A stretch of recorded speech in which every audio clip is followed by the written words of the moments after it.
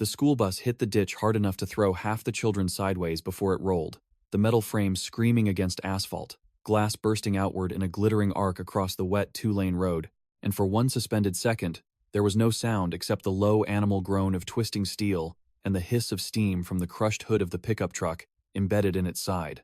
Then came the screaming. Deputy Ellie Mercer ran before her patrol SUV had fully stopped, boots splashing through muddy runoff, rain soaking the shoulders of her tan uniform as she yanked open the back door to grab the trauma kit. The bus had landed on its passenger side in a drainage ditch beside a soybean field just outside Belford, Georgia flat country, church country, county fair country, the kind of place where everyone knew whose truck that was before the plates were even visible.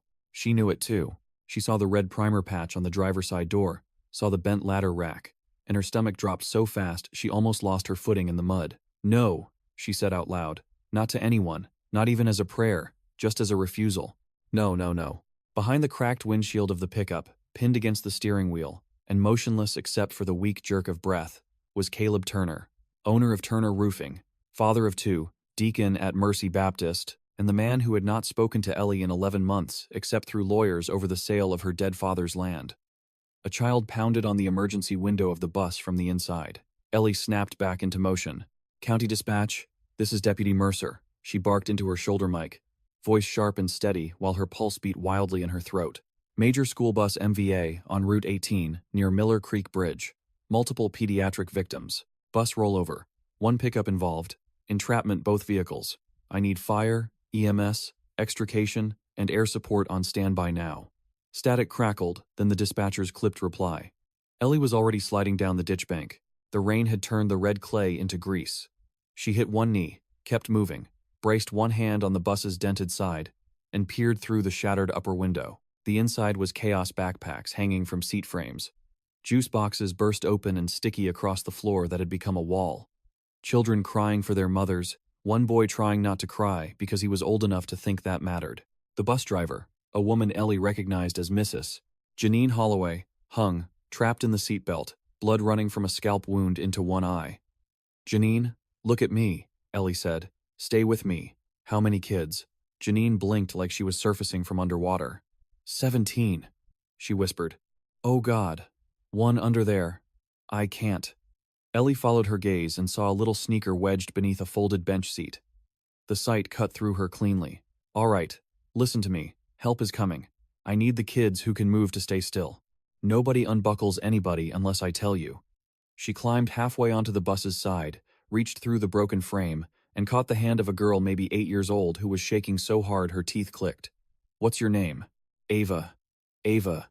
I need you to be my helper. Can you do that?" The girl nodded frantically. "Tell everybody, Deputy Ellie's here, and they need to listen." Ellie moved fast then, triage like muscle memory, like the training she used to mock as county budget fantasy until the day it became the only thing standing between order and horror. She checked airways, told one boy to keep pressure on another kid's forehead with a lunchbox napkin, reassured a child who kept saying he couldn't find his glasses, because panic multiplied where silence pooled. The rain carried the smell of diesel, antifreeze, wet dirt, hot rubber. Somewhere nearby, a dog barked and barked from a farmhouse porch, insane with the noise. Ellie backed away from the bus and turned to the pickup. The driver door was crumpled inward. Caleb's head had lolled against the cracked side glass, his face gray under the blood and the rain. She forced herself closer. He was conscious, barely, one eye opened. He looked at her, and for a second she saw, not the man from the courthouse steps, jaw clenched, accusing her of selling out her father's legacy, but the 20-year-old version of him laughing in her father's garage, covered in roofing tar, young and stupid and full of plans. Then his mouth worked. "The boy," he whispered. Ellie froze. "What boy?" Caleb tried to lift one hand and failed. Blood bubbled at his lips. Back seat.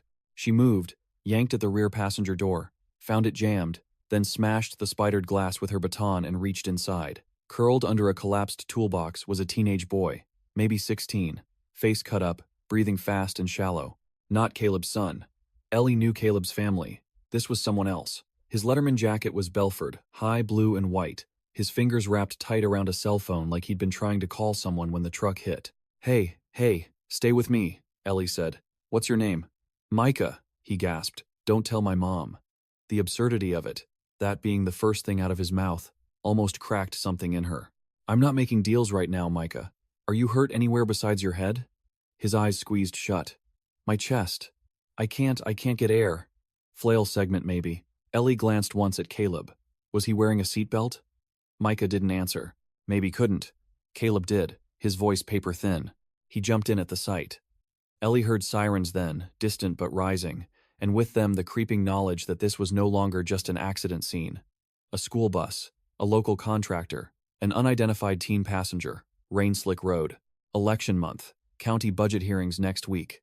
Belford ate tragedy like dry wood ate flame. It would not stay contained. Fire rescue arrived in a surge of red lights and diesel fumes. Men she'd known since high school leapt from the truck with cutters and cribbing blocks, and Ellie gave the command summary in clipped bursts, resisting the urge to say Caleb's name differently from anyone else's. Paramedic Rosa Nguyen took one look at Ellie's face and then at the pickup and understood too much without asking. You good? Rosa said as they worked side by side at the bus window. No, Ellie said. But I'm standing up. Rosa gave a short nod. That'll have to do.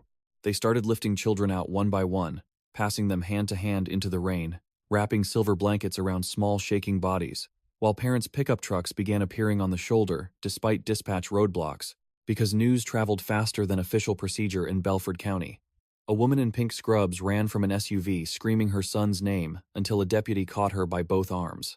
Another father, still in work boots and a feed store cap, just stood in the rain and stared as his daughter was loaded onto a stretcher, his mouth open but no sound coming out. Ellie could not look at any of them for long. She kept moving. She had to. When the trapped little girl finally came free from beneath the twisted seat, alive and howling. The fire captain shouted something triumphant over the hydraulic whine, and for 2 seconds the whole ditch breathed in relief. Then Janine Holloway started seizing. The tone of everything shifted. Rosa climbed into the bus. Ellie stabilized the driver's head while the convulsions rattled the frame. Mud sucked at her knees. Rainwater ran down the back of her neck. Come on, Janine, she muttered. Don't do this. The seizure broke. Janine sobbed once, then went slack with exhaustion. She's still with us, Rosa said, but her expression stayed guarded. Across the ditch, 2 firefighters began cutting Caleb out. Sheriff Don Keller arrived under a black umbrella someone else held over him, though the man barely noticed it. He was thick through the shoulders, 62, old-school sheriff with the kind of smile that worked at fundraisers and funerals both. He stepped down the embankment with deliberate care, surveying the scene, already calculating optics, blame, procedure, and sorrow, in whatever proportions power required. Mercer, he said. You first on scene? Yes, sir. You know the driver of the pickup. Not a question. Ellie wiped rain and blood from her cheek with the back of one glove. Yes, sir. Keller's eyes moved to Caleb, then back to her. State Patrol's taking the reconstruction. You stay inside the chain of command. No freelancing, no side conversations with press, and for the love of God, do not let anybody start talking social media theories before we know what happened. Ellie almost laughed at the hopelessness of that, but the sound never made it out. There was a teenage passenger in the truck, she said, unknown to me. Belford high jacket. Name Micah. Keller's brow tightened just slightly. Family? Don't know yet. Find out. He glanced at the line of ambulances pulling away. And Ellie? She hated when he used her first name at work. It usually meant the next sentence would cut close. I need you clean on this. Caleb Turner is already half this county's headache on a good day. I know. Do you? His tone stayed mild, almost kind, which made it worse. Because if there is anything between you and that family still bleeding, now is the time to cauterize it. Ellie looked at him then, really looked, and understood that what he was protecting was not just the investigation, but the county commission seat his wife planned to run for. The donor dinners, the church elders, the invisible latticework of favors and resentments that kept Belford polite in public and vicious in private. I'm doing my job, she said. Keller held her gaze a beat too long, then nodded and moved on. The rain eased by the time the last ambulance left. In its wake came a strange, thin quiet, broken only by generators, radios, and the chirr of insects starting up again from the ditches, as if nature had decided it was allowed to resume. The school bus sat on its side like some dead yellow animal. Ellie stood at the edge of the road and finally let herself shake. Not cry. That would come later or not at all. Just shake, deep in her muscles where the body kept score. She could still hear Caleb whispering the boy. She could still see Micah's hand around the phone. The screen had lit up briefly while medics worked on him. A cracked lock screen with 6 missed calls from someone saved only as mom. Trooper Ben Salter from State Patrol approached with a tablet under one arm and rain on the brim of his hat. He was new to the district, but not to this kind of scene. Lean and careful with the studied neutrality of someone used to entering other people's disasters. Deputy Mercer? That's me. Need your statement when you can. He paused, clocking her mud, the blood, the exhaustion. Not this second, but soon. She nodded. Road was slick, bus in northbound lane. Pickup crossed center by impact position. Salter said nothing for a moment, which made her realize she had already started giving him conclusions instead of observations. Or, she corrected flatly, that's what it looked like on arrival. Appreciate that, he said. There was no edge in it, just fact.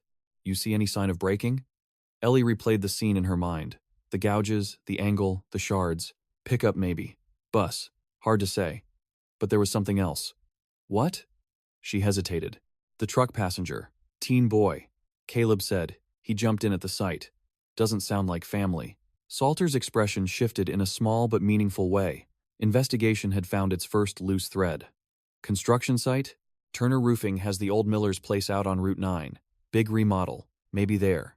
Salter tapped that into his tablet. You know Turner well? There it was. She could have lied by omission, but small-town lies never stayed small. Our families were close. Then my father died and a land sale went bad. Salter watched her, measuring. You two litigating? Were. Settled 3 months ago. Friendly? Ellie let out one humorless breath. Not even a little. Salter nodded once, as if filing it alongside skid marks and witness counts.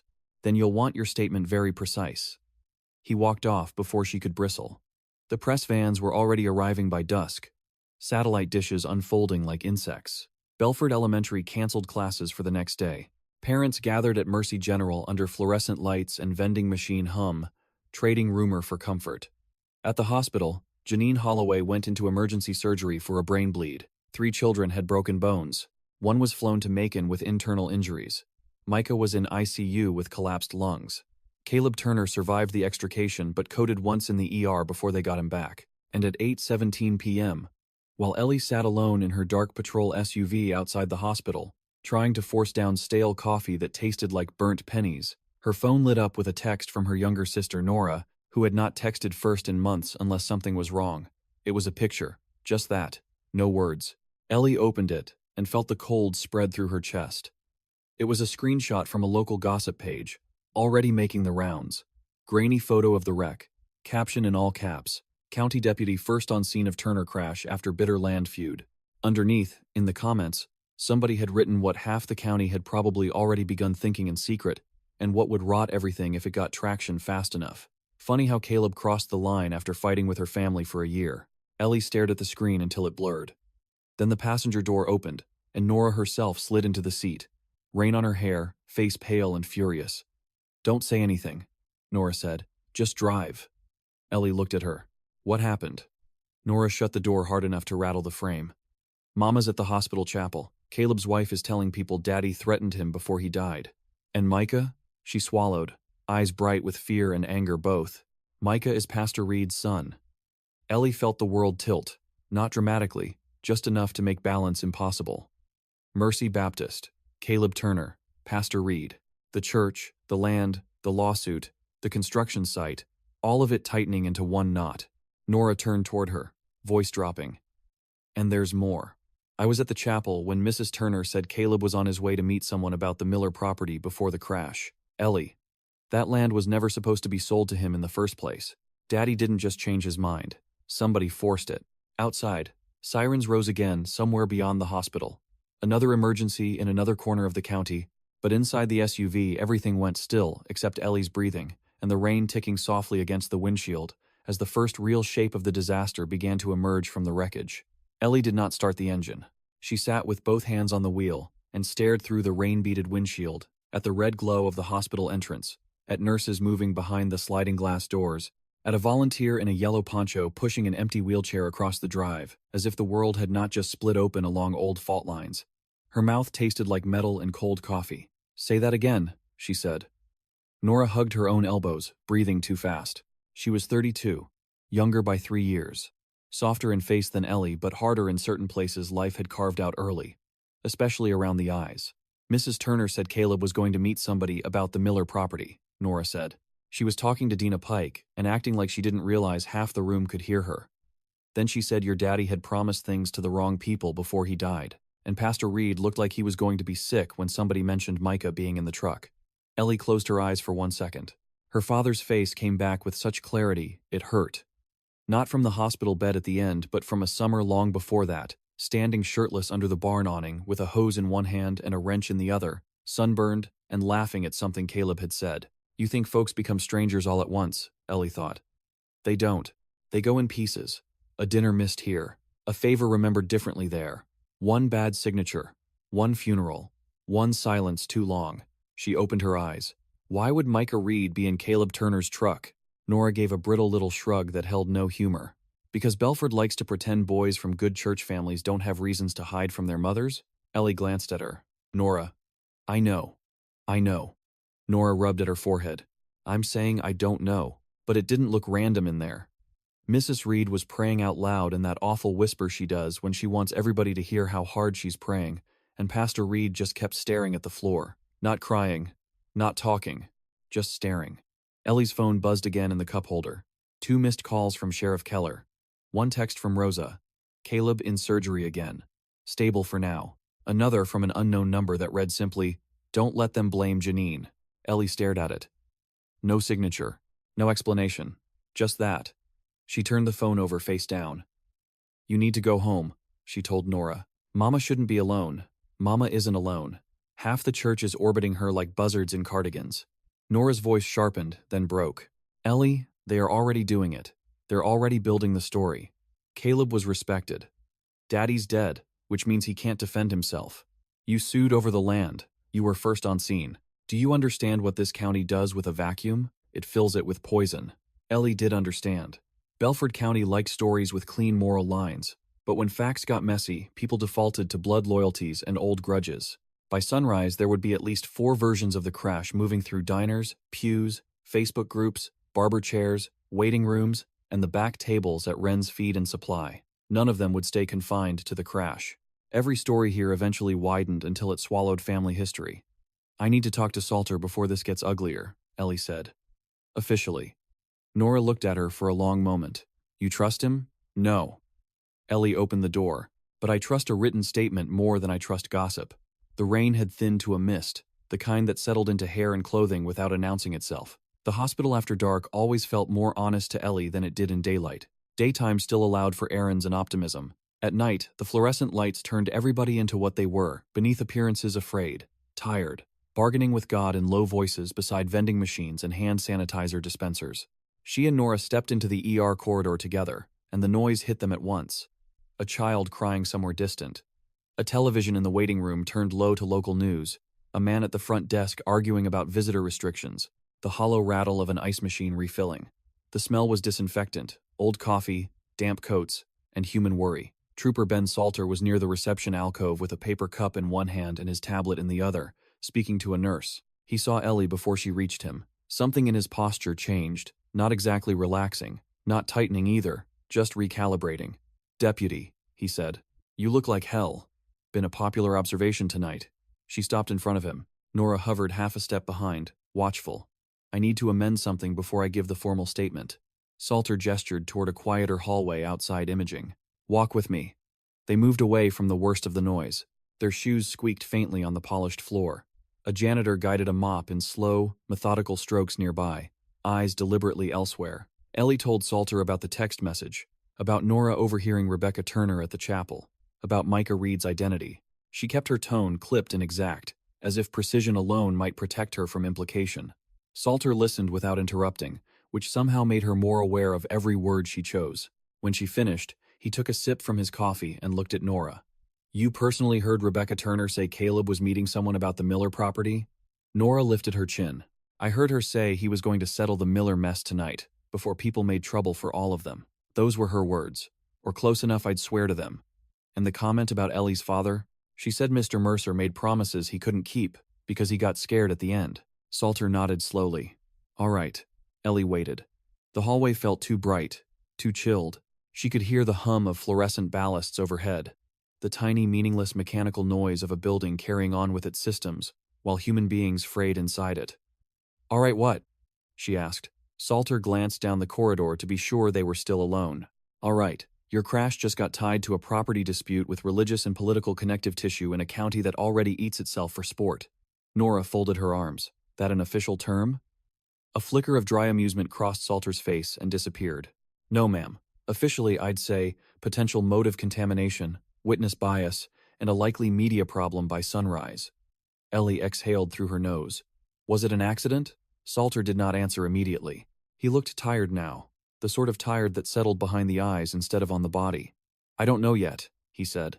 "The road conditions explain a lot. They do not explain everything. There's impact evidence, consistent with late braking, maybe evasive movement, maybe not. I won't speculate until reconstruction is done. But you think there's more?" "I think," he said carefully, "that Caleb Turner may have been distracted, pressured, impaired, or trying to avoid something. Those are different things. So are mechanical failure and intentional contact. I'm not giving any of them priority until I have facts." Ellie hated his caution because it was reasonable. Reasonable was harder to fight than incompetence. "Janine Holloway can't carry this," she said. "Not if there's more going on. Then help me build more than rumor." He lowered his voice. "Tell me everything about the Miller property." For a second, she almost said no on reflex alone. The Mercer land had become one of those county stories people thought they understood because they knew the headlines. Dying farmer. Valuable parcel near the bypass expansion. Local contractor buys development rights. Family sues. Settlement sealed. But the true version had never fit in a sentence, mostly because her father, James Mercer, had been too proud to admit fear and too soft-hearted to admit he was being cornered. Ellie leaned back against the wall and told it. The Miller property had once bordered Mercer land on the west side, timber and low marsh, and one high dry ridge with road access, valuable enough to make county men smile too quickly when they mentioned progress. When Old Man Miller died without heirs nearby, the parcel went into probate, and then into hands no one local quite tracked clearly. A holding company out of Atlanta surfaced. Then Caleb Turner, flush from 2 good commercial years and suddenly mixing with commissioners and developers, started talking about assembling acreage for a mixed-use project no one in Belford had asked for, and half the county secretly wanted anyway. Because ambition always sounded cleaner when attached to someone else's bulldozer. Her father first said no, then maybe, then yes, to an option agreement he barely understood. "He called me the night he signed," Ellie said. "He was drunk, which he never was, and he kept saying it was temporary, just enough to clear debts and take pressure off Mama. 3 days later, he told me not to ask about it again." Salter typed as she spoke. "Pressure from who?" He never said. But after that, church people started showing up at the house more. Pastor Reed twice, Caleb a lot, Keller once, though he said it was just social. Nora made a disgusted sound. "Nothing in Belford is just social," Ellie continued. "Then Daddy got diagnosed. Pancreatic. Fast. Mean. By the end he wanted out of the deal. Said he'd made a mistake. Caleb said there were penalties. Lawyers got involved. After Daddy died, I found papers in his desk that didn't match what Caleb's attorney claimed. Addendums. Handwritten notes. A map with part of the access road marked through Reed family trust land, not just ours." Salter stopped typing. "Reed Family Trust. Pastor Reed's grandparents donated acreage to the church and kept adjacent parcels," Ellie said. "Not much, but enough to matter if a road has to go a certain way." The trooper's silence lengthened. Ellie could see him assembling the lattice now, same as she had in the SUV, but with outsider's eyes and procedural instincts instead of family scars. "So Caleb needed your father's cooperation," he said, "and possibly Reed cooperation, to make a development corridor." "Yes, and when your father backed out, everything got ugly." "Why settle 3 months ago?" Ellie laughed once, low and exhausted. "Because my lawyer said I had enough to make noise, not enough to win. Because Caleb offered terms that made Mama stop losing sleep. Because I was spending my life in depositions and probate filings instead of grieving." Nora added quietly. "Because they wore us down." A gurney rolled past at the far end of the hall, wheels rattling over a seam in the floor. A nurse pushed it with her head down, blanket piled at one end, no patient on it now. Empty equipment. Aftermath. The whole building seemed made of aftermath. Salter slipped the tablet under his arm. "I need copies of anything you found in your father's desk." "You'll get them. Tonight." Ellie looked at him. "You think they'll disappear by morning?" "I think," he said, Small counties have a way of cleaning themselves before daylight. Nora swore under her breath. Ellie pushed off the wall. I'll drive to Mama's, get the file box, bring it to you. No. The voice came from behind them, familiar and deep and worn at the edges. Pastor Daniel Reed stood at the mouth of the hallway with rain-dark shoulders and a face that looked 10 years older than it had at Sunday service 3 weeks ago when Ellie last saw him from the far side of the sanctuary parking lot. He was still a striking man in the formal Southern pastor way. Silver at the temples, controlled posture, tailored dark suit even at a hospital after midnight. But control was fraying. His tie was loose. His collar sat crooked. His hands were empty and visibly unsteady. Don't go to the house, he said. Nora stiffened at once. Ellie did not move. Why? Pastor Reed's eyes went to Salter, assessed the uniform, the badge, the official barrier, then came back to Ellie. Because if what Caleb told me is true, those papers aren't the only thing your father left behind. The hallway seemed to constrict. Even the fluorescent hum felt louder. Salter stepped forward just enough to make his role plain. Sir, if you have information relevant to the crash investigation, you need to give it formally. Reed nodded like a man accepting a sentence. I will. But she needs to hear this before somebody else uses it to bury her family. Ellie watched his face and found, underneath the shame and strain, something else she had not expected to see in Daniel Reed ever again. Fear. Not general fear. Not grief. Specific fear, aimed at an approaching consequence he had delayed too long. Micah's in ICU, Ellie said. Was he with Caleb because of the land? Reed swallowed. Micah was with Caleb because he stole something from me. Nora stared. Salter said, What did he steal? Reed looked at the floor for a moment, then forced himself to answer. A key. And a recording. Ellie felt her heartbeat move into her throat. A recording of what? Reed raised his eyes to hers, and the expression in them was so nakedly human, so stripped of pulpit authority and practiced mercy, that she was almost more unsettled by that than by the words themselves. A meeting, he said. At your father's barn. 8 days before he died. Caleb, me, your father, and Sheriff Keller. For one stunned second, nobody spoke. Then Nora made a choked sound of disbelief. Ellie's mind moved fast and uselessly, catching fragments and failing to assemble them. Barn. 8 days before he died. Keller. Recording. Key. You were recorded without your knowledge, Salter said. Reed gave a miserable half-nod. Micah found an old digital recorder in my desk last month. I didn't realize what was on it until Caleb called tonight saying Micah had taken it and was threatening to tell his mother why. Ellie took one step closer before she realized she had moved. Tell her why what? Reed closed his eyes. When he opened them again, whatever shield he had left was gone. Because that night in the barn, he said, your father tried to back out, and Keller told him if he did, the county would condemn access through the Mercer homestead anyway. Caleb said he was trying to protect everyone from outside investors. I said the church would be destroyed if the trust land dispute went public. Your father said he'd rather die than sign another lie. Reed's voice roughened, and Keller told him dying men shouldn't make expensive moral gestures. Ellie could not feel her hands anymore. They hung at her sides, cold and numb, while memory rearranged itself around a truth she had sensed for over a year but never been able to prove. Not just pressure, not just manipulation. A room full of men making a calculation around her father's weakness and calling it necessity. Nora began crying soundlessly. Furious tears she kept wiping away as they came. Salter's face had gone still. In that way trained investigators sometimes managed when the ground beneath a case changed all at once. Where is the recording now? He asked. Reed answered without hesitation. Micah texted Caleb from the construction site around 6, said he wanted money and a promise it would all stay buried. Caleb went to get him. I followed later when Rebecca called because Caleb wasn't answering. And? Salter asked. And by the time I got near Miller Road, I saw sirens. Ellie stared at him. You let my father carry this to his grave. Reed flinched as if she had struck him. Yes. You stood in our kitchen after the funeral. Yes. You prayed over my mother. Yes. His voice was almost gone. Every cowardly thing you are thinking, I have already named in myself. Ellie wanted to scream at him, to hit the wall, to drag Keller into the hall by his collar, and make him listen while the words were still hot. Instead, she stood very still, because the hospital was full of hurt people, and because losing control in public would become somebody else's evidence by breakfast. Salter looked between them, decision hardening. Nobody goes anywhere alone, he said. Pastor, you're coming with me to make a statement. Deputy Mercer, I need that file box secured through chain of custody now, and I do not want local hands on it before it's logged. Your sister can accompany you. I'll call for a state unit. Ellie finally found her voice. It sounded flat, unfamiliar. And Keller? Salter held her gaze. Keller does not hear about this from us until I have the recording or proof it existed. Reed spoke quietly. Micah hid it. He told Caleb he hid it somewhere no one would look unless anything happened to him. Nora lowered her trembling hands. Did he say where?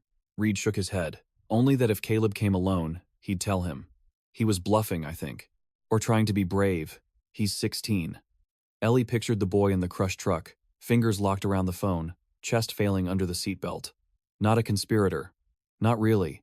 Just a frightened kid who had gotten hold of adult rot and thought he could weaponize it without being consumed. Outside the hallway windows, the mist had thickened again into steady rain, blurring the parking lot lights into pale halos. Somewhere in ICU, her old enemy was fighting for his life. Somewhere in this building, a pastor's son lay with tubes in his chest. Somewhere beyond the hospital, in a dark county that had been lying to itself for years, a sheriff still believed the story was his to control. Ellie drew one slow breath, then another, and for the first time since the bus rolled, she felt the shape of what came next, not as panic, but as cost. To protect the truth would mean detonating what remained of her mother's peace, her church, her job, maybe the county itself. To bury it would mean becoming another custodian of the same cruelty that had already eaten her father alive. Salter touched her elbow lightly. Not comfort, just signal. Time to move. Ellie nodded once, turned with Nora toward the sliding doors and the rain beyond them, and as they walked out into the wet fluorescent dark, she understood with a clarity that made her almost dizzy that the crash on Route 18 had never been the beginning of anything. It was only the point where what had been festering in Belford finally tore skin. The Mercer house sat 3 miles off the main road, behind 2 leaning pecan trees and a mailbox with the flag missing, the kind of place that looked small from the road and larger once you stepped inside, because grief had a way of making rooms hold more than furniture. Ellie killed the engine but kept both hands on the steering wheel for a moment, staring at the dark porch and the kitchen light Mama always left on over the sink, as if one square of yellow in one window could hold off the world. The rain had settled into a soft, relentless fall that silvered the yard and turned the gravel drive into black glass. Nora was already unbuckling, moving with that sharp, practical energy people got when terror had to be converted into tasks or it would become something worse. The file box is in Daddy's office, she said, unless Mama moved it. Ellie nodded and stepped out. The air smelled of wet grass, soaked pine bark, and the faint mineral scent that rose from red clay after a storm. Somewhere out beyond the tree line, frogs had started up in the drainage ditch, the sound used to calm her as a kid. Tonight it felt like the land itself was keeping watch. She climbed the porch steps and opened the front door without knocking. The house was warm inside, almost too warm, carrying old familiar smells of lemon oil, laundry soap, and coffee left too long on a burner. Their mother sat at the kitchen table in one of Daddy's old flannel shirts over her nightgown, both hands around a mug she was not drinking from. Gloria Mercer had the kind of face that made strangers think softness before they noticed endurance. At 61, she was still beautiful in the plain, durable way of women who spent their lives working. The beauty not in symmetry, but in steadiness. Tonight, that steadiness was under strain. Her eyes lifted from the mug to Ellie, then Nora, and the look that passed over her face was not surprise. It was recognition, as if she had been waiting for this exact shape of trouble for longer than either daughter knew. You shouldn't have come together, Gloria said quietly. Not if folks are watching. Ellie shut the door behind them. They're watching either way. Nora moved toward the counter, restless, opening cupboards, not because she needed anything, but because motion gave her somewhere to put herself. Mama, she said, we need the box from Daddy's office. Now.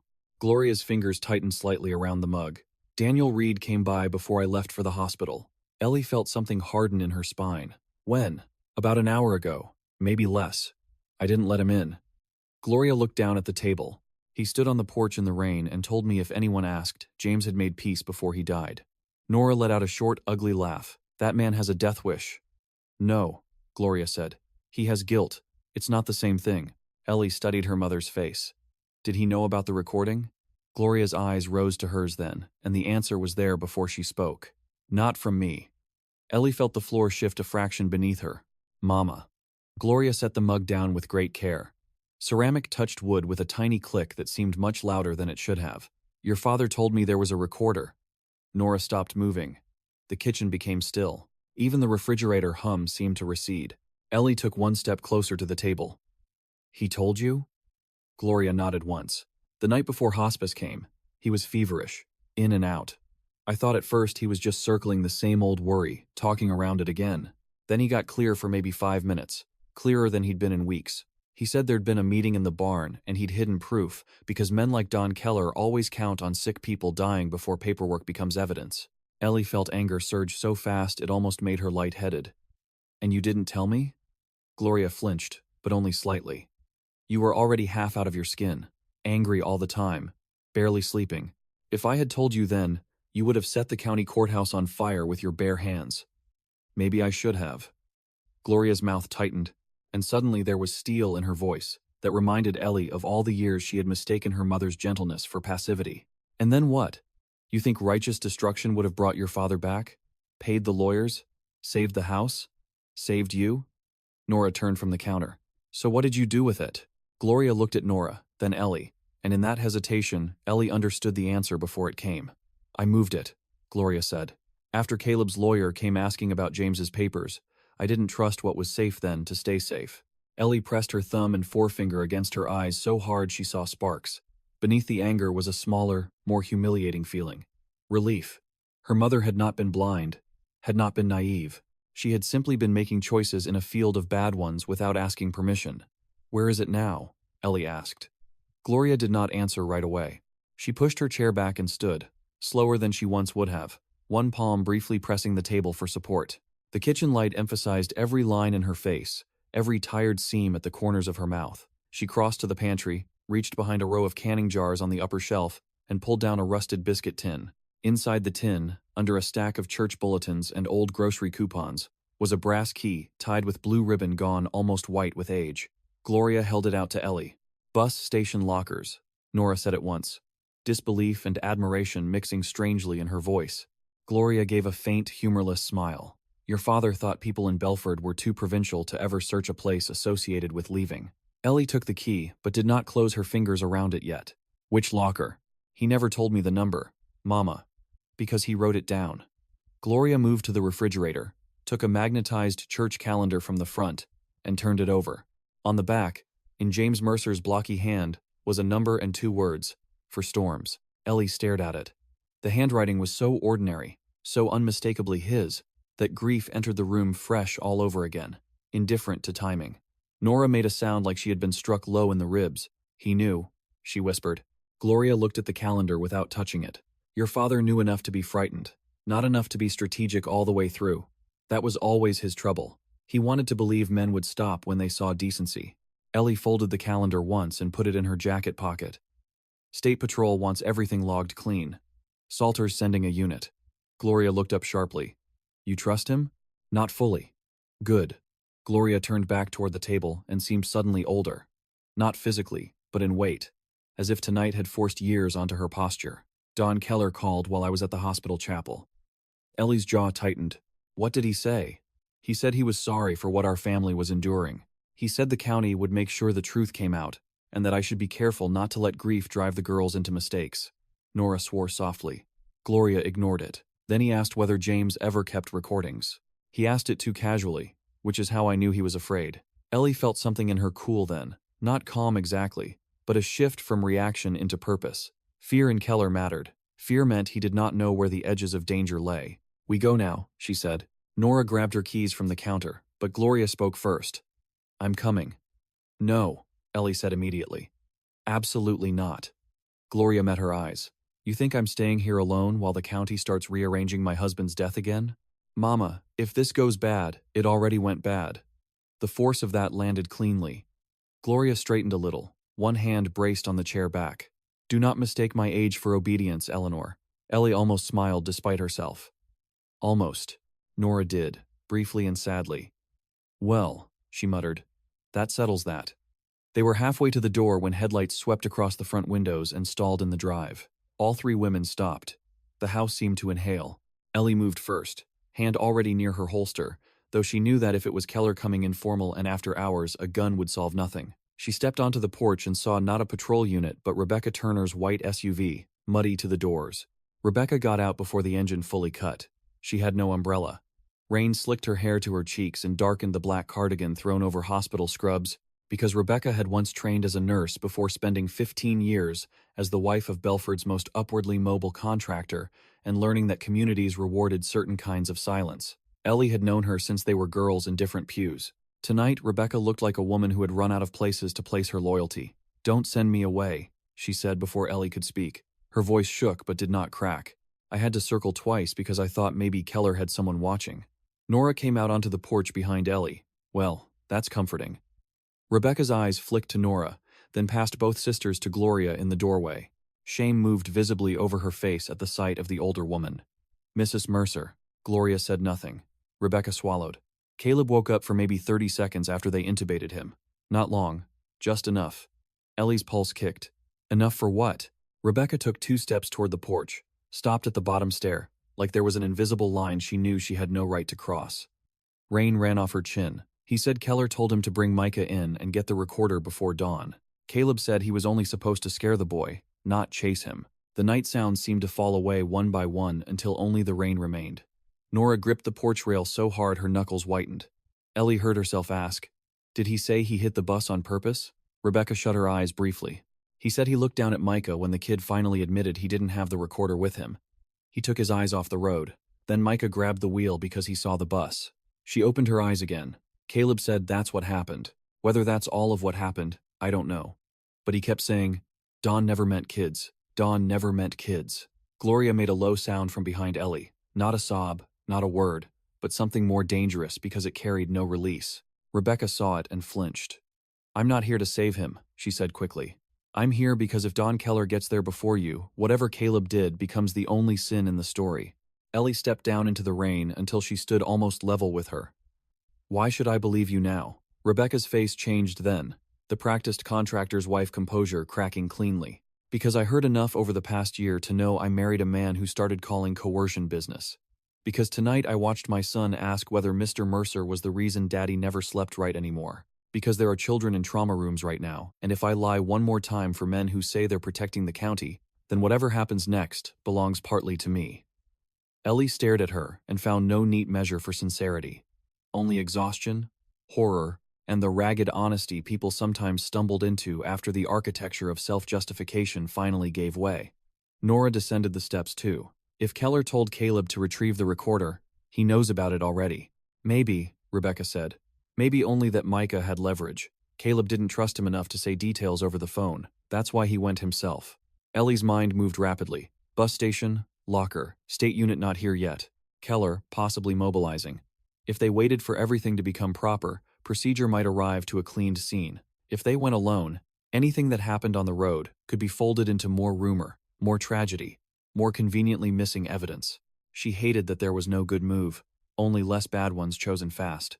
Gloria spoke from the doorway, voice suddenly level and cold. "We are not standing in the rain discussing my husband's extortion like neighbors after choir practice." She looked at Ellie. "Go get it, Mama." "I said go." Rebecca lifted a hand. "Take my SUV. If anyone sees your cruiser at the station, word spreads faster." Ellie glanced toward the road, measuring risks she could not fully calculate. Then distant blue lights flashed through the trees from the direction of the county road, too far yet to identify, coming fast. Everyone on the porch saw them at once. Nora whispered, "That is not Salter's state unit. Too quick." Ellie's body made the choice before her mind finished it. "Nora, with me." "Rebecca, give me your keys." "Mama, lock the door and do not open it for anyone except Salter." Gloria's expression hardened. "I'm not staying.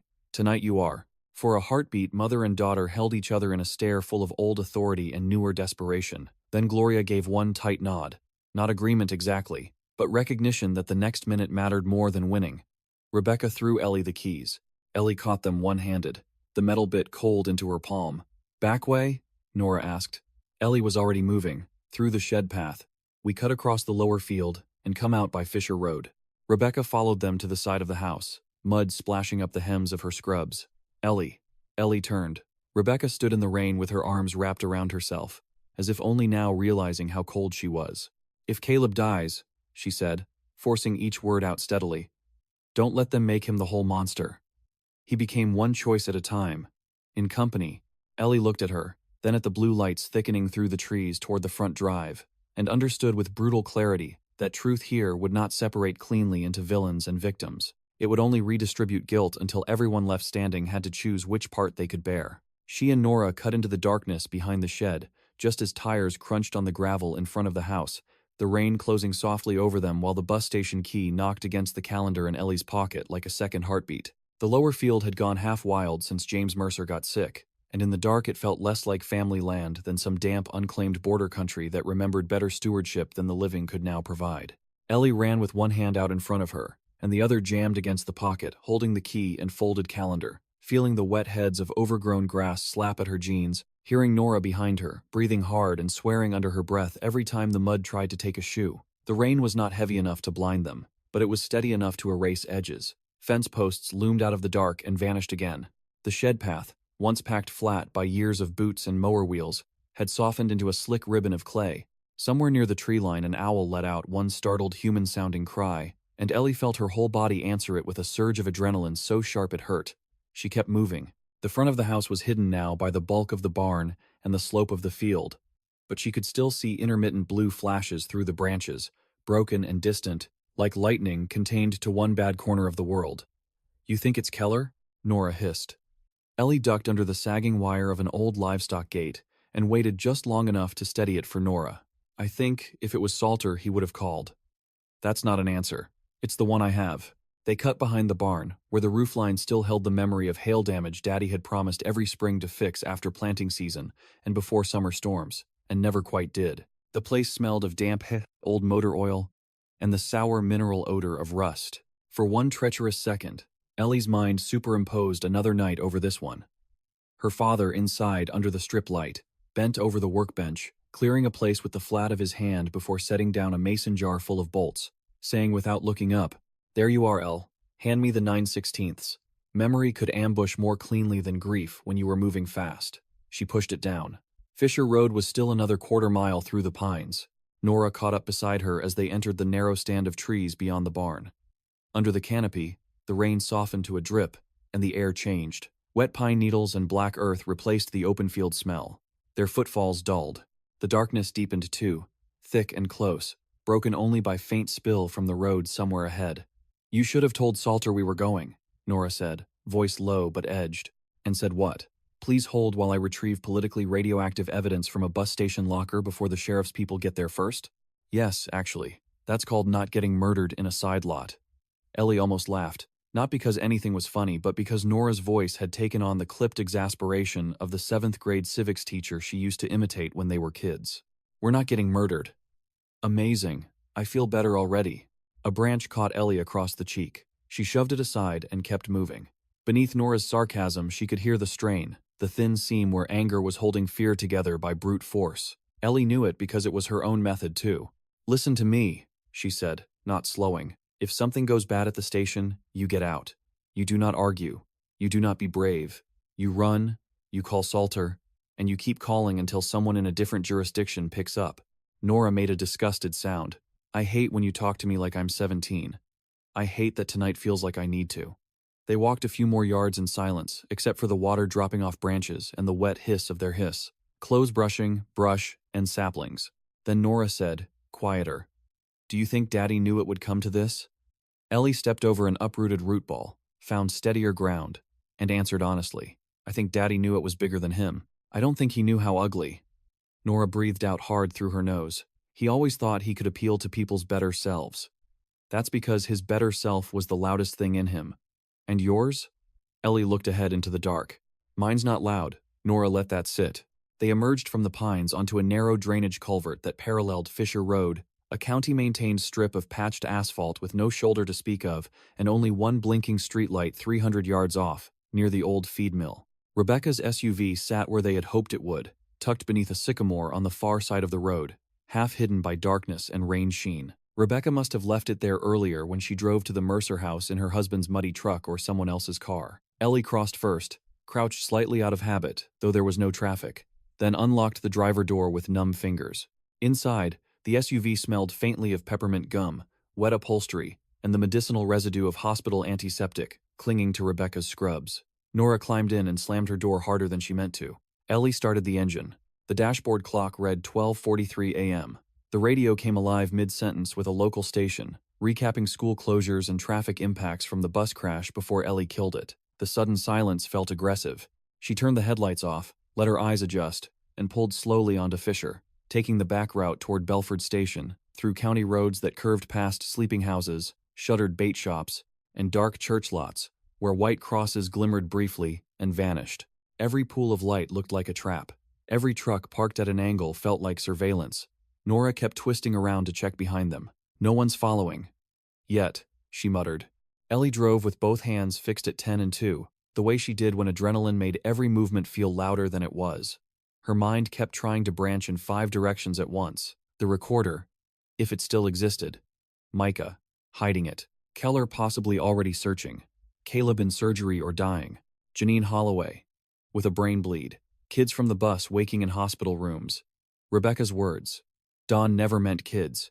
Ellie hated them because they revealed exactly the sort of moral, shrinking, powerful men used when consequences burst beyond their intended targets. As if children made a difference to the underlying act. As if terror and coercion only became evil when they spread outside the designated circle. Belford bus station sat on the edge of downtown like a stubborn leftover from another era. A cinder-block building with peeling blue paint, 2 covered benches, and a row of dented lockers inside that mostly served seasonal workers, teenagers without cars, and old men who preferred traveling cheap and anonymously. Nobody called it a station unless they were being formal. Mostly, they called it the depot, though Greyhound had stopped using the route years ago, and now only the regional line came through twice a day on weekdays, once on Sundays. Ellie hadn't set foot there in over a decade. She and Nora had taken a bus from there exactly once. The summer Ellie left for the police academy in Macon, while Nora stood on the curb pretending she was not crying because Daddy had already cried enough for the whole family. That memory came and went in an instant, leaving behind only the ache of how many departures got reinterpreted once you knew what came after. They approached from the south side and parked behind the abandoned laundromat next door, screened from the main road by dumpsters and a half-dead crepe myrtle. The depot itself looked deserted. One sodium lamp over the entrance buzzed and flickered, turning the wet pavement beneath it the color of old bruises. The bus schedule placard was crooked behind cloudy plexiglass. A newspaper box leaned against the wall, empty and rusted. "You have the key?" Nora whispered, though there was no one to overhear. Ellie patted her pocket. "Locker number 2. Fantastic. Nothing about this says horror movie." Ellie got out, checked the lot, the street, the alley. Quiet. Too quiet maybe, but Belford after midnight often was. She motioned Nora around the back entrance first, then changed her mind and took the front. If anyone was already inside, she'd rather meet it head-on. The glass door stuck in the frame before giving way with a rubbery groan. Inside, the station smelled of dust, old coffee, wet concrete, and the stale paper smell of uncollected brochures. A television bolted in one corner played a muted weather radar loop to no audience. Plastic chairs lined the wall beneath, framed county tourism posters advertising river trails and peach festivals that made Belford look sunnier, cleaner, and kinder than it had ever truly been. The locker row stood along the far wall near the restrooms. 20 narrow metal units painted a shade of beige that institutional buildings seemed to produce independently of fashion. Ellie counted down to number 12. Her hand was steady until she inserted the key. Then it wasn't. Nora saw it. "Ellie, I know." She turned the key. The lock clicked open. For a second, neither of them moved. Then Ellie pulled the door. Inside sat a plain black duffel bag with one torn strap and a faded patch from some farm supply conference Daddy had attended years ago. Seeing that bag, ordinary, familiar, domestic, hit harder than if the locker had contained a gun or stack of cash. This was how James Mercer hid the worst thing he knew, in something he probably once used to carry extension cords. Ellie reached in and lifted it out. The weight was modest but real. Paper. Maybe more. She crouched, unzipped it. On top lay a brown envelope sealed with blue painter's tape and labeled in Daddy's hand, "If they start lying."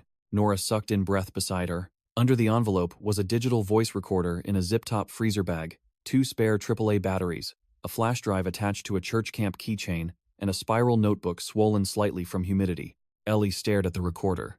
It was the kind sold at office supply stores for lectures and memos. Gray plastic, tiny speaker grill, red record button. So small, so ridiculous that something this petty-looking might split a county open. "Take everything," Nora said.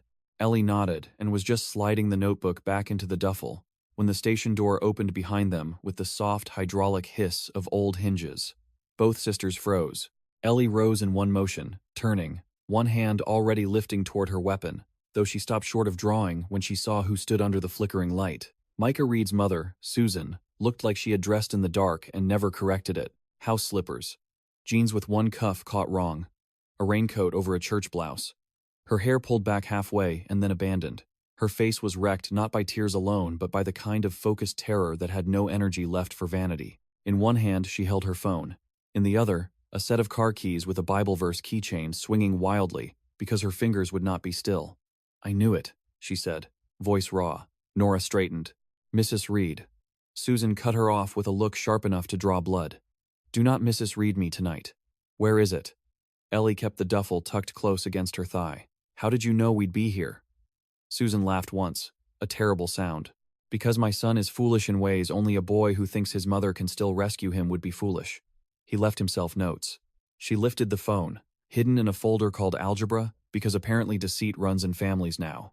Ellie watched her carefully. Susan Reed had always struck her as one of those women Belford underestimated because they confused social gentleness with lack of perception. She ran youth fundraisers, remembered birthdays, sent sympathy casseroles, and sat third pew from the front. But she was also the daughter of a bankruptcy lawyer from Valdosta, and the only person in Mercy Baptist who ever looked fully amused by men speaking too confidently about stewardship. "Pastor Reed told us about the recording," Ellie said. Susan's mouth tightened. "Of course Daniel told somebody once. It was too late to remain noble." She stepped farther inside, eyes landing on the duffel. "My son is in intensive care because he wanted leverage against his father and Caleb Turner and the sheriff all at once. He is 16 years old and stupid and alive, which means he is mine. I am not leaving that bag here." Ellie heard the words against his father and tucked them away. "Your husband's making a statement to State Patrol." Susan's face flickered, only slightly. "Good. Then perhaps for the first time in his adult life he will be useful under fluorescent lighting." Nora almost choked on surprise. Ellie did not smile, but something in her understanding of this woman shifted. Susan took 2 more steps, rainwater dripping off her coat hem onto the tile. "Micah texted me before they sedated him. 1 sentence. Depot locker, don't let Dad burn it." Then his oxygen dropped and the nurse took the phone. Her eyes shone, but did not collapse into tears. "So here I am." Ellie believed her. That was the problem. She also believed half the town would soon be operating from some splintered version of the truth, and every extra hand on the evidence increased risk. "I can't turn this over unofficially," Ellie said. "It goes to State Patrol. Then I'm going with you." "No," Nora said immediately. "Yes," Susan snapped back. "You think I'm letting Belford men narrate my child's stupidity into felony and their own corruption into weather?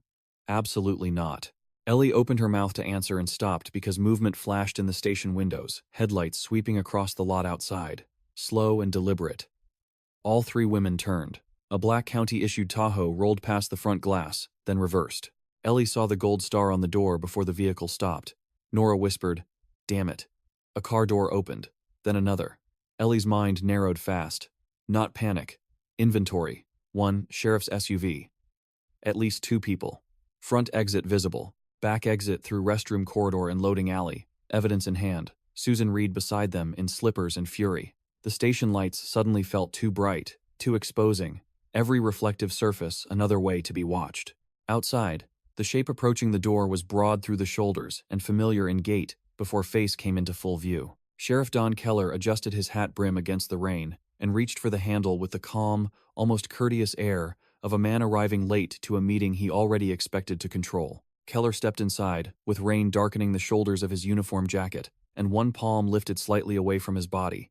A gesture practiced enough to suggest peace, while claiming space at the same time. Behind him came Deputy Leon Birch, younger, heavier, eyes moving nervously between faces and exits like a man who had been told he was present for routine support and had arrived too late to believe that lie. The station door sighed, shut behind them. For a second, nobody spoke. The weather radar loop on the muted television kept sliding green and yellow bands across Georgia, as if this was all still just a storm system, to be tracked politely from a distance. Ellie stood with the duffel pressed against her leg, every sense sharpened, her own badge suddenly feeling less like authority than evidence of divided loyalties waiting to be used against her. Keller looked first at Susan Reed in her raincoat and slippers, then at Nora, then at Ellie, and finally at the open locker door. His expression did not change much. It rarely did. That was one of the things that had made him powerful so long in Belford. People mistook composure for innocence. Well, he said, voice mild enough to make the word insulting. This is a poor hour for private errands, Susan answered, before Ellie could. And yet, here you are. Keller shifted his attention to her, with the same paternal patience he used at county meetings when women raised questions he planned to dismiss without seeming crude. Mrs. Reed, I think everybody's under strain tonight.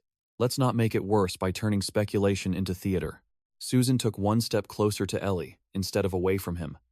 My son nearly died in a truck with a man you sent to frighten him. Keller exhaled once through his nose, almost weary. That is a serious accusation to make in a public building. Good, Susan said. Then maybe you'll remember it. Leon Birch's eyes flicked to Keller, then down, then to Ellie. He looked sick. Ellie knew Leon just well enough to know he was not a mastermind of any kind. Former high school lineman, divorced young, honest in the limited and often dangerous way of men, who thought following the nearest authority counted as morality, until the day it clearly did not. Keller took another step inside. Deputy Mercer, he said, and the formal title landed like a warning.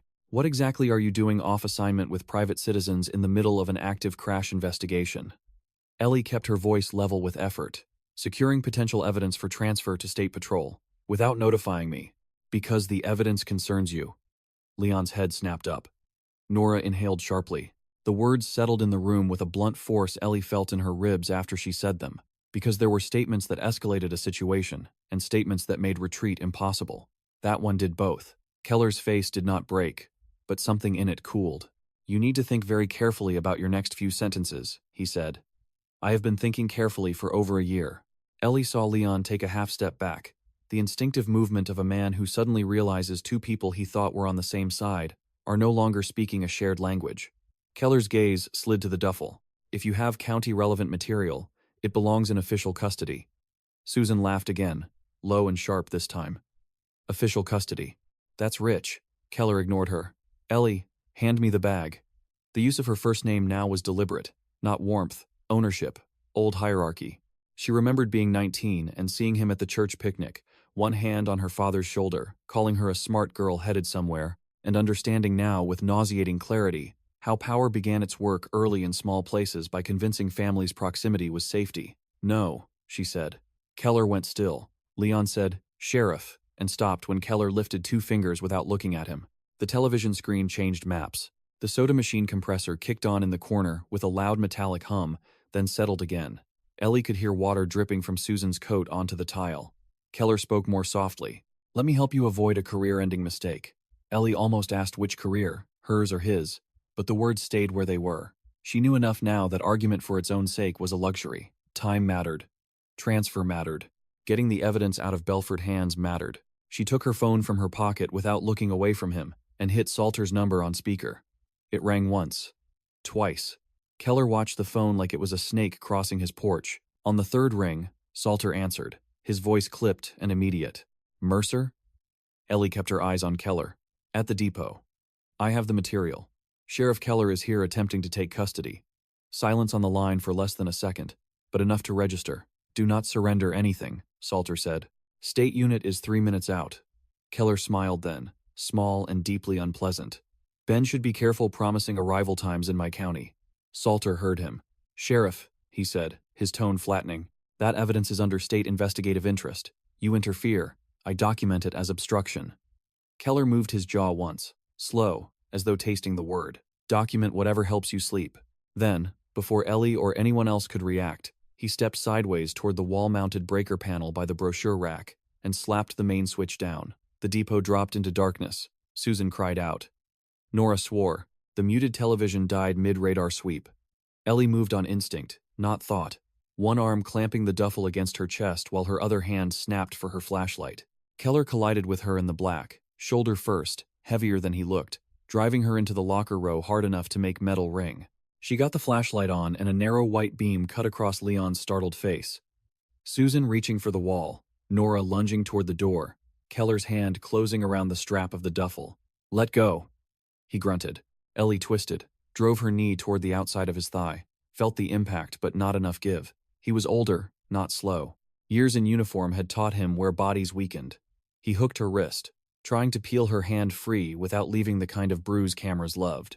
Don't do this, he said through his teeth, voice low enough that for one absurd instant, he sounded almost regretful. Ellie rammed the flashlight bezel into his forearm. He cursed. Leon said, "Sheriff, stop," but did not yet move to stop him. Susan was shouting now, something about Micah, about touching that bag and seeing God judge him, the words colliding with breath.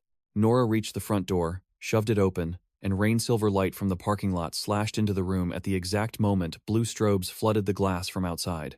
State Patrol. Too fast and somehow almost too late. Salter came through the doorway with one trooper behind him, both drawn tight with urgency. "Hands!" he barked. Keller released the strap, but not before one final yank tore it halfway loose in Ellie's grip. Leon lifted both palms at once, backing away so fast he nearly stumbled over a chair. The second trooper moved to Keller's flank. Salter's eyes took in everything in one sweep, the dead lights, Ellie pinned near the lockers. Open bag. Susan Reed, white-faced and shaking. Nora at the door. Keller breathing hard. The silence after that command felt enormous. Rain hissed outside. Somewhere in the lot, an idling engine vibrated through the concrete floor. "Sheriff," Salter said, "step away." Keller straightened his jacket with infuriating calm. "You really want this circus, son? I want the evidence. You've got overexcited civilians, and a deputy with a documented family grudge.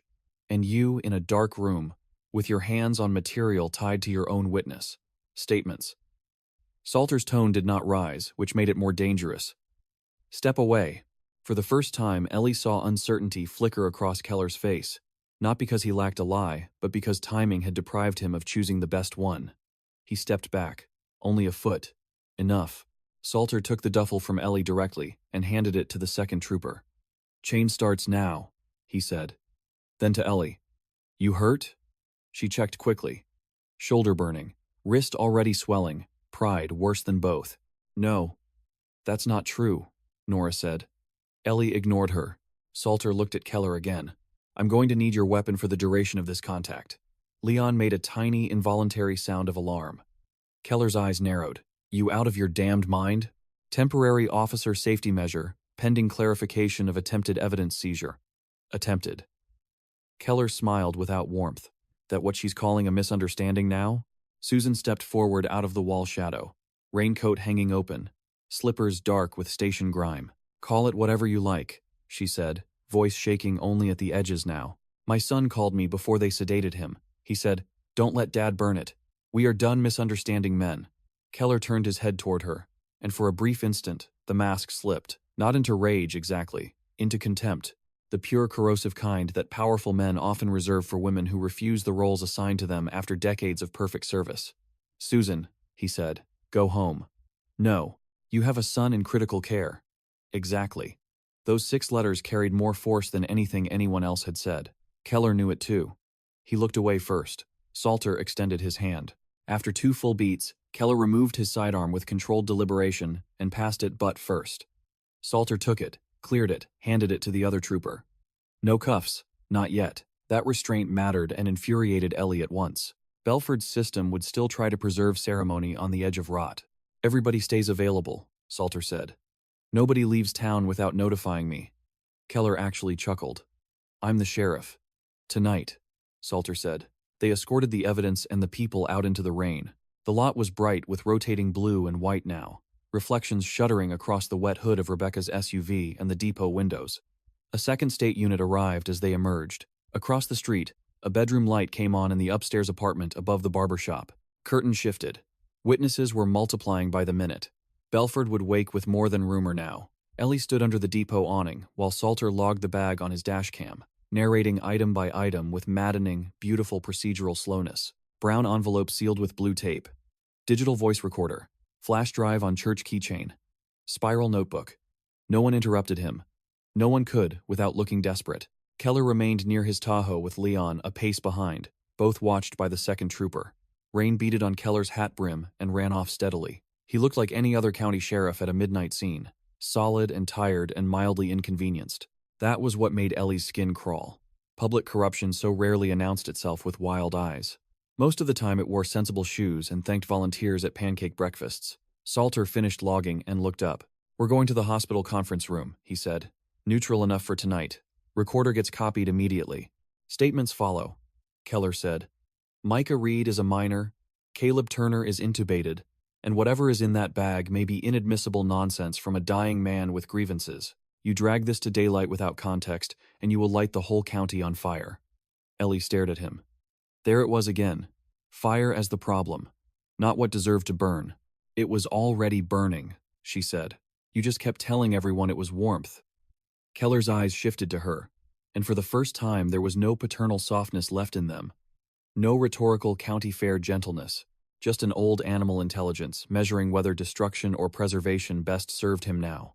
"You think truth will make you clean?" he asked. "Ask your father how clean principle leaves a family when bills come due." The words landed, cruel and surgical, because they struck where he knew grief still mixed with doubt. James Mercer had not saved them. He had hidden evidence, gotten sick, died, left them to fight men better resourced and less burdened by conscience. Ellie felt the wound of that, and hated Keller for knowing precisely how to press it. But she also felt, underneath the pain, something steadier. Not certainty. She had outgrown that. A refusal. "Maybe clean isn't on the menu," she said. "Maybe all that's left is whether we keep lying." Nora turned away sharply, hand over her mouth. Ellie thought at first she was crying again. Then she heard the sound from across the lot, the squeal of tires, too fast for wet pavement, followed by the ugly metallic crunch of a collision at the corner where Main met Depot Street. Everyone spun toward it. A pickup had blown the stop sign and clipped the rear quarter of a parked sedan hard enough to shove it into the curb, horn blaring, steam rising. For one disorienting heartbeat, the night folded in on itself. Crash, inside, crash. Consequence finding new metal to travel through. Leon ran first. Salter shouted for the second trooper to hold Keller and moved toward the intersection. Ellie was already moving too, because some reflexes outran politics no matter how the soul was tearing. She reached the pickup passenger side and saw a teenage boy at the wheel, bloody lip, dazed, reeking of beer and panic. No one dead. Not yet. The parked sedan was empty. Witnesses from the apartment building began shouting down from windows. Belford, unable even now to let one disaster finish before beginning another. As Salter hauled the boy's door open and guided him stumbling into the rain, Ellie stood back for 1 second longer than procedure required and looked over her shoulder at Keller, under the depot light. Unarmed, watched, still upright. It struck her then, with a clarity almost cruel in its timing, that justice, if it came at all, was not going to arrive as a clean takedown or a single recording played in a room where everyone finally admitted what they'd done. It was going to come tangled in fresh emergencies, compromised witnesses, frightened spouses, children in hospital beds, a mother who had hidden a key in a biscuit tin, a pastor who had waited too long, a wife who had decided not to lie 1 minute too late to save innocence, and a county that would split itself open rather than surrender the myths that kept its powerful men respectable. The realization did not weaken her, it simply stripped the last fantasy from the work ahead. By the time the tow truck lights painted the intersection amber and white, the evidence car had already pulled away toward Mercy General, with the recorder in its trunk, and Ellie knew the next time she heard her father's voice, it would not be in memory, but in proof. Mercy General's third-floor conference room had once been painted a color somebody in administration probably called calming sage, but under the fluorescent panels at 1:30 in the morning, it looked like the exhausted green of old bruises. The air conditioning ran too cold. A coffee maker in the corner gurgled occasionally without anyone trusting what came out of it. Someone had left a stack of outdated patient rights brochures on the credenza, beside a box of tissues and a bowl of peppermint candies already turned sticky from humidity. It was the kind of room built for family consultations and policy trainings, not for the slow public unraveling of a county's private arrangements. Yet that was what it held now. Ellie sat at the long laminate table with one ice pack wrapped in a paper towel against her wrist and her father's spiral notebook near her elbow. Nora sat beside her, no longer pretending not to shake, both palms flattened on her thighs as if she could steady herself by force. Susan Reed stood, rather than sat, back to the wall, arms folded so tightly across her chest it seemed painful. Pastor Daniel Reed occupied the chair farthest from her, collar undone now, suit jacket hanging off the back like he had already stepped partly out of his own life. Rebecca Turner had arrived 10 minutes earlier, with rain still in her hair and hospital visitor band still around her wrist, and she sat rigid near the end of the table, looking not at Ellie, and not at the Reeds, and never at the empty chair Salter had left opposite Keller. Sheriff Don Keller had been separated for now. Not arrested, not free, waiting in an administrator's office down the hall, with a trooper outside the door, and every old courtesy in the system straining to preserve his dignity for as long as procedure allowed. Salter stood at the head of the table with the copied files, the original recorder bagged and tagged beside him, his tie loosened, jaw rough with late-night stubble, eyes too alert for the hour. He looked like a man who had just been handed a live wire and had decided, because no sane alternative presented itself, to hold on until somebody else cut the power. "Before we do this," he said, "I need everybody clear on the stakes. Once I play the file, this does not become cleaner. It becomes real. There will be statements, subpoenas, press, maybe arrests, maybe civil fallout for half the county. If anyone wants counsel before speaking further, say so now." No one did. The silence that followed was not agreement. It was recognition. Salter nodded once, inserted the recorder cable into the hospital speaker system with a kind of grim reverence, and pressed play. At first, there was only static and the hollow echo of a large space. Then a scrape of boots on concrete, a cough, the metallic ring of something being set down on a workbench. The barn. Ellie knew it instantly, knew it in the reverb and the way sound lived in open rafters. Her whole body went cold. Then her father's voice came, weaker than the one she held in memory, yet unmistakable. Tired and irritated, and still trying to sound bigger than his pain. "If this is another pressure visit, you can all turn around and leave." Nora's hand found Ellie's under the table and clamped down hard. Caleb Turner answered next, younger in the recording than the man from the wreck, but already carrying that salesman's mixture of charm and impatience. "James, nobody's pressuring you. We're trying to solve a mess before strangers solve it worse." Pastor Reed's recorded voice followed, soft and conciliatory in a way that now made Susan shut her eyes. "Let's keep tempers down." Then, Keller. Even through static, his tone carried that maddening steadiness. "Nobody's here for drama. We're here because delays have consequences." Ellie stared at the speaker as though sound itself had become a physical thing she could reach across and stop.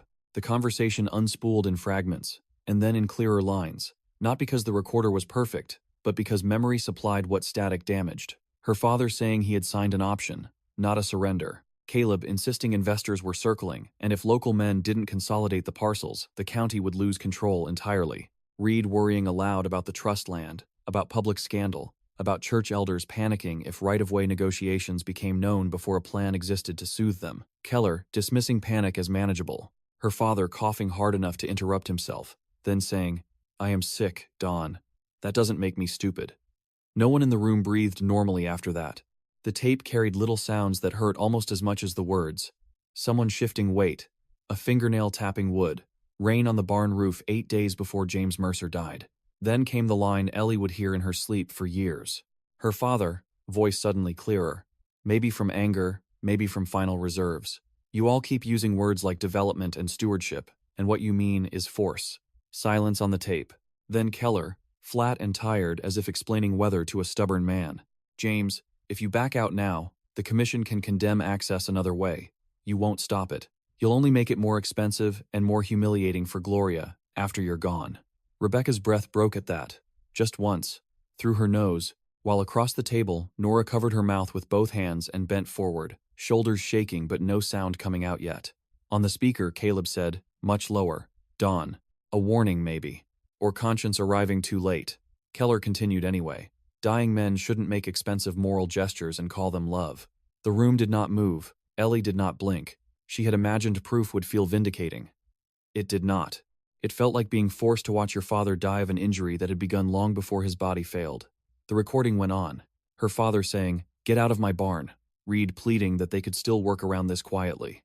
Caleb asking for one more week. Her father saying, "No more lies with my name on them." Then a long scrape, raised voices farther from the recorder, and finally, the device being picked up. Her father again, closer now, almost a mutter, speaking maybe to himself, maybe to the machine. "If they start lying, somebody better have this." Click. End. The fluorescent lights buzzed overhead. A gurney rolled distantly in the hall beyond the closed door. No one inside the room seemed built for ordinary motion anymore. Salter did not speak at once. He let the silence sit because there are moments when procedure is less useful than the truth, having time to land with its full weight. Nora broke first. Not loudly. Not theatrically. She put both elbows on the table and cried into her hands with the exhausted, enraged grief of someone who has finally been given what she asked for and hates it because it proves the worst version was never paranoia. Gloria Mercer was not in the room, but Ellie thought of her alone in the house, or maybe on the edge of sleep in a chair, and felt a sudden, violent wish that no mother should ever have to learn how exactly her husband was cornered near the end. Susan opened her eyes and looked at Daniel Reed, with a gaze so emptied of illusion it was almost gentle. You sat at our table after that, she said. Her voice was quiet. That made it terrible. You blessed food in my kitchen. Reed could not meet her eyes. Yes. And let our son grow up thinking compromise was what decent men did under pressure. He swallowed. Yes. Susan nodded once, a minuscule movement like the final setting of a bone. Then whatever happens to our family now, I want you to remember it began before Micah stole anything. Reed bent forward until his forehead nearly touched clasped hands. Rebecca spoke without looking up. Caleb knew better. No one answered because there was nothing available to answer with. That did not cheapen the thing itself. Salter finally sat down. Not at the head of the table now, but in the empty chair along the side, bringing himself level with the rest of them. This is enough for probable cause on witness tampering, coercion related to land acquisition, and attempted interference with evidence, he said. It is not enough to simplify anybody. He looked at Ellie when he said the last sentence, as if to acknowledge what he knew she had already understood. What about the crash? Ellie asked, surprised by how steady she sounded. Salter exhaled. Forensic reconstruction still points to driver distraction in the final seconds. Micah grabbing the wheel may have worsened the angle. Caleb pursuing him over the recorder establishes motive chain and culpability. Whether Keller foresaw children getting hurt is legally secondary to the conduct set in motion. Rebecca finally lifted her head. Her eyes were red but dry. Will Caleb hear the charges if he lives? Salter did not soften it. Yes. And if he dies? Salter paused only a fraction. Then, the dead man's share doesn't disappear. It redistributes. Rebecca nodded, as though this was not new information but confirmation of a debt she had already begun mentally pricing. Nora wiped her face hard and turned to Ellie. What do we do with this now? The question was larger than law. Ellie knew that. Everyone did. She looked at the notebook beside her elbow and opened it for the first time. Inside, in James Mercer's thick handwriting, were dates, names, parcel numbers, rough maps, and short, ugly notes that only made sense now in the shadow of the recording. Keller pressed county access threat. Caleb says outside money from Atlanta Group. Daniel worried about church board if trust easement exposed. Under one entry, circled twice, her father had written, Ellie will go to war. Keep her from doing it alone. The words blurred for a moment before she blinked them back into focus. It was such a father thing to write half warning, half love, late and imperfect, and still trying to protect her from the very burden he was leaving. We tell it straight, she said, as straight as it can be told. Nora laughed wetly through what remained of tears. That's not a press strategy. No. Ellie closed the notebook carefully. It's what's left. A knock came at the door. Everyone in the room stiffened. A nurse stepped in halfway, apologetic and exhausted. I'm sorry. I was told to find Mrs. Turner and Mrs. Reed. Rebecca rose first, legs almost failing her before she locked them. Susan unfolded from the wall. What happened? The two women asked at nearly the same time. The nurse looked between them, trained compassion, bracing against information she had delivered too often. Mr. Turner is out of surgery but still critical. They've stabilized him for the moment. And your son, Mrs. Reed, is awake. Briefly. He's asking for his mother. Susan's hand flew to her mouth. For the first time all night, her composure tore completely. Not into collapse, just into the raw relief that can hurt as much as grief, because the body has nowhere elegant to put it. Rebecca closed her eyes once and whispered, Thank God. Though whether for her husband's survival, Micah's waking, or simple delay of finality, Ellie could not tell. The nurse added, Only one at a time for ICU. Susan was already moving toward the door, then stopped and turned back. She looked at Ellie, at Nora, at the recorder on the table, and some difficult choice moved across her face. If Micah asks me whether I'm protecting his father, she said quietly, I don't know what I'm supposed to say anymore. Ellie stood, her wrist throbbed, her shoulder burned. She felt older than she had at dusk. Tell him you're protecting what happens next, she said. Susan searched her face, then nodded and left with the nurse. Rebecca lingered by her chair another moment. If Caleb wakes enough to understand, she said, speaking to no one and everyone, I don't know whether I want him to suffer or confess. Those aren't opposites, Nora said. Rebecca gave a tiny broken smile at that, then followed the nurse down the hall. When the door closed, the room held only Ellie, Nora, Daniel Reed, and Salter. Reed remained bent forward until Ellie thought perhaps he would stay that way indefinitely, a collapsed structure nobody quite wanted to clear. Then he straightened and looked at her directly for the first time since the recording ended. I will resign in the morning, he said. Nora let out a rough breath. That seems a little late to discover accountability. Reed absorbed it without defense. Yes. He stood, fingers trembling as he reached for his jacket, and then abandoned it. But it is not as late as silence would be. He turned to Salter. I'll sign whatever statement you need. Full cooperation. I am done protecting men who name fear prudence. Salter nodded once. Reed took 2 steps toward the door, then stopped beside Ellie. Your father was braver sick than I have been healthy for years. Ellie did not look up at him. Don't make him your absolution. Reed closed his eyes briefly. I won't. Then he left. Nora leaned back in her chair and stared at the ceiling tiles. Well, she said after a while, voice scraped nearly clean. The church potluck's gonna be weird. The absurdity caught Ellie off guard. She laughed once, short and cracked, and then to her own embarrassment, almost cried from the relief of that stupid sentence existing in the room. Salter rubbed both hands over his face. By 6 a.m., I'll have to notify the regional office, file for emergency suspension authority on Keller pending arrest review, and get ahead of whatever leak hits the local stations. It'll leak before then, Nora said. Belford can't keep a pregnancy secret for 12 minutes. I know. Salter looked at Ellie. You understand what happens to your job in the meantime? She did. Internal review. Conflict allegations. Every arrest she'd ever touched reopened in gossip, if not in fact. Half the county deciding she was heroic. The other half deciding she orchestrated revenge through tragedy. Yes, she said. And? He was asking more than logistics. He was asking whether she would keep standing once the cost stopped being abstract. Ellie thought of the bus in the ditch, Janine Holloway in surgery, Micah Reed, waking in pain, Rebecca Turner choosing against the lie too late to save anyone cleanly, her mother hiding a key behind canning jars because grief had taught her caution, her father's note, keep her from doing it alone. That was the cruel part. None of this could be done alone, and doing it with others guaranteed fracture. And I'm tired, she said, but not done. Salter held her gaze a moment, then slid a legal pad across the table. Start with the depot. Write everything in sequence. Small details matter now. Ellie took the pen. The pad waited, blank and wide, impossible in what it demanded. She put the tip to the paper and stopped. For the first time since the bus rolled, the room was quiet enough for her to hear her own pulse without sirens layered over it. She looked through the conference room window into the hall. Dawn had not arrived yet, but the black outside the far stairwell window had softened by a degree, not lighter exactly, only less absolute. The hour before morning in a hospital was always the strangest to her, the time when people had run out of dramatic energy and had to decide instead what ordinary endurance looked like. That, she understood suddenly, was where the rest of her life would be made, not in the recorder, not in the confrontation, not even in whatever arrest came next, in the long, humiliating, necessary labor after revelation, court dates, town gossip, her mother at the grocery store, children from the bus learning to ride again, Janine Holloway maybe never driving, Micah living with what one reckless theft had uncovered and whom it had hurt, Caleb perhaps waking into charges and his wife's new honesty, a church splitting clean down its middle pews, Keller, if convicted, becoming either cautionary tale or martyr depending on who was doing the telling. No clean solution, only accounting. Ellie began to write. Her handwriting looked more like her father's than she had ever noticed. Beside her, Nora drew her chair closer without asking, shoulder touching shoulder.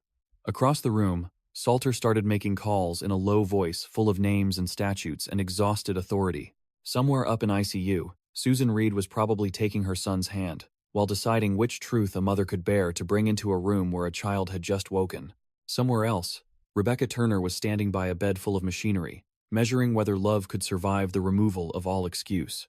And down the hall, beyond the range of sight, a county sheriff sat without his weapon and listened to the first faint stirrings of mourning in a hospital that no longer belonged to his version of the story. Ellie kept writing until the pen stopped trembling in her hand.